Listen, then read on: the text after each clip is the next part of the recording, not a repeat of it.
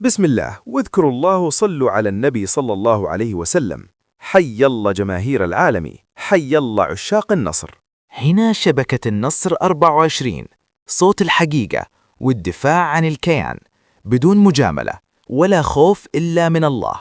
قناتكم من وجدت عشان النصر وعشان نوقف ضد أي ظلم ونقول الحق مثل ما هو. دعمكم يفرق، اشتركوا في القناة وفعلوا الجرس وانتسبوا معنا عشان نطور المحتوى ونقوي صوت العالمي.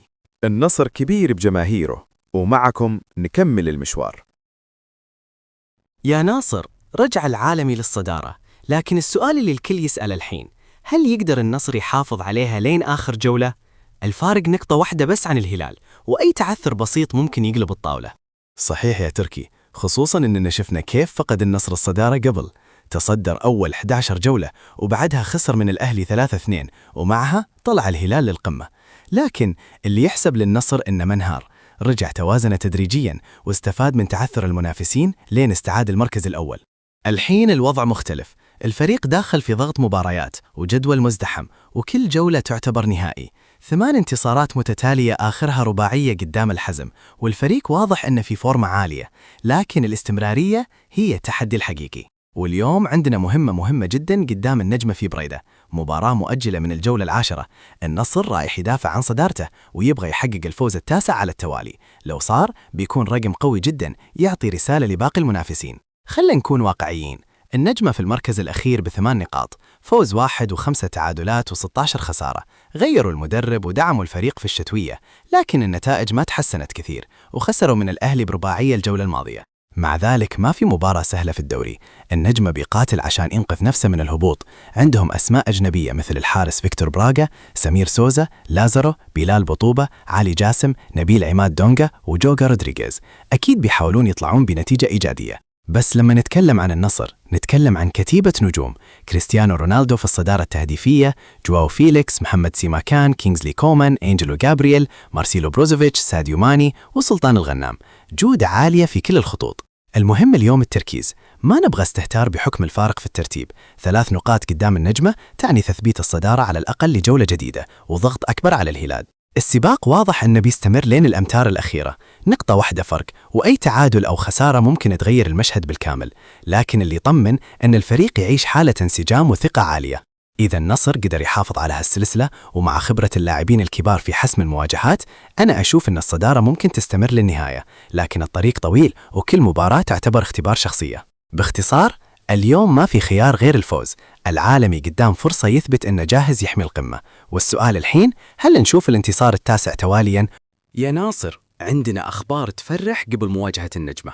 سعد الناصر وسامي النجعي رجعوا للتدريبات الجماعية أخيراً بعد ما تعافوا من إصاباتهم العضلية. وهذا خبر مهم جدا، خصوصا في هالمرحلة الحساسة من الموسم.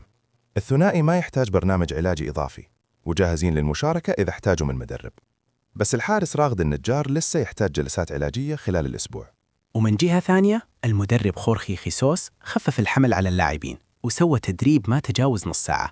واضح أنه يبغى يحافظ على الجاهزية بدون ما يرهق الفريق، خاصة مع ضغط المباريات. الغريب إنه ما سوى مناورة، ولسه ما حدد البديل لأنجلو جابرييل الموقوف بسبب تراكم البطاقات الصفراء. غيابه قدام النجمة ممكن يفتح الباب لاسم جديد يثبت نفسه. النصر حالياً في الصدارة ب55 نقطة من 18 فوز وتعادل 1 و3 خسائر. الفارق نقطة بس عن الهلال ونقطتين عن الأهلي، يعني الوضع حساس جداً. بس الخبر الأكبر يا تركي هو بخصوص كريستيانو رونالدو. حسب المصادر قرر يقفل باب الحديث عن الرحيل تماماً، وناوي يكمل مع النصر إلى نهاية عقده. وهذا شيء يريح الجماهير كثير. واضح أنه مرتاح مع الجهاز الفني بقيادة خيسوس ومركز بشكل كامل على تحقيق لقب دوري روشن. البطولة هذه يعتبرها من الألقاب المهمة اللي يبغى يضيفها لتاريخه، خصوصاً بعد الأزمة اللي صارت قبل أسابيع بينه وبين الإدارة، واللي بعدها رجع بقوة وسجل أكثر من 20 هدف في كل البطولات هالموسم. الرد كان في الملعب. وخيسوس يعتبر من أكثر الناس تمسكاً ببقاء رونالدو، ويشوفه حجر الأساس في مشروع النصر الحالي إلى صيف 2027. وجود لاعب بخبرته وتأثيره يعطي الفريق شخصية مختلفة. إذا استمر الاستقرار الفني والإداري ومع عودة المصابين، أعتقد أن النصر قدامه فرصة ذهبية يحافظ على الصدارة ويكمل المشوار بقوة. المرحلة الجاية مفصلية: عودة لاعبين، استقرار نجم بحجم رونالدو، ومدرب عارف وش يبغى. السؤال الآن، هل نشوف موسم تاريخي يختم العالمي باللقب المنتظر؟ يا ناصر، واضح إن الأجواء قبل مواجهة الوصل تبشر بالخير. أول دفعة قوية إن مدافعهم البرازيلي أدريلسون بيغيب عن المباراة بسبب الإصابة، وهذا يخفف الضغط على هجوم العالمي. أكيد خبر مريح، خصوصاً أن المواجهة في ربع نهائي دوري أبطال آسيا 2 والمباراة على الأول بارك.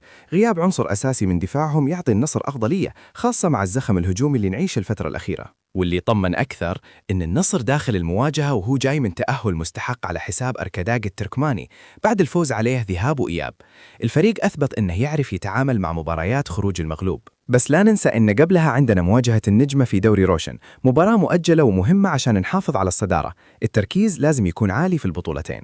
وبالنسبة للوصل، أعلنوا تعديل توقيت مباراة الذهاب، بدل ما تكون الساعة 8 صارت 10:15 دقيقة مساء بتوقيت الإمارات يوم 4 مارس على ملعب زعبيل في دبي، خطوة حسب ما قالوا بالتنسيق مع الاتحاد الإماراتي والآسيوي. أما الإياب فبيكون 11 مارس على ملعب الأول بارك الساعة 9:15 دقيقة مساء في الرياض، يعني الحسم عندنا وبين جماهيرنا، وهذا عامل مهم جدا. المواجهة شكلها بتكون قوية، بس بصراحة إذا النصر دخل بكامل تركيزه ومع جاهزية النجوم أعتقد الكفة تميل لنا.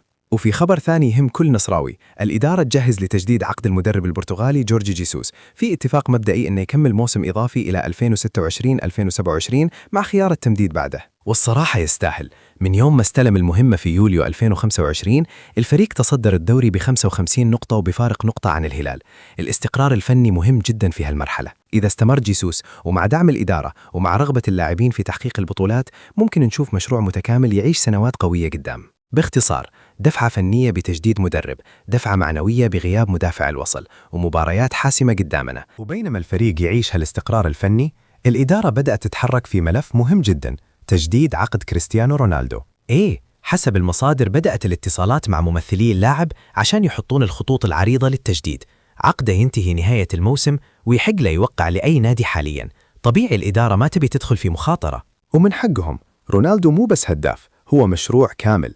من يوم جاء بعد رحلته الأوروبية وهو رافع مستوى الفريق إعلاميا وفنيا.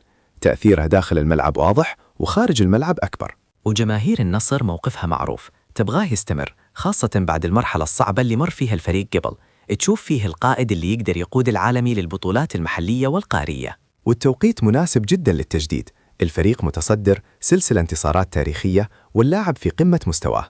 إذا تم الاتفاق قريب بيكون دفعة معنوية ضخمة قبل الأمتار الأخيرة من الموسم. السؤال الآن يا ناصر، هل نشوف إعلان رسمي قريب يطمن المدرج النصراوي؟ وهل يكمل خيسوس مع رونالدو كتابة فصل جديد من التاريخ هذا الموسم؟ في الختام، اذكروا الله وصلوا على النبي صلى الله عليه وسلم، ولا تنسون دعم قناتكم شبكة النصر 24. لايك، اشتراك وانتساب. دعمكم هو اللي يخلي صوت العالمي عالي ويقوي دفاعنا عن النصر. احنا مع النصر في كل وقت، نقول الحقيقة وما نخاف إلا من الله. العالم كبير بجماهيره، ونلتقيكم قريب بإذن الله.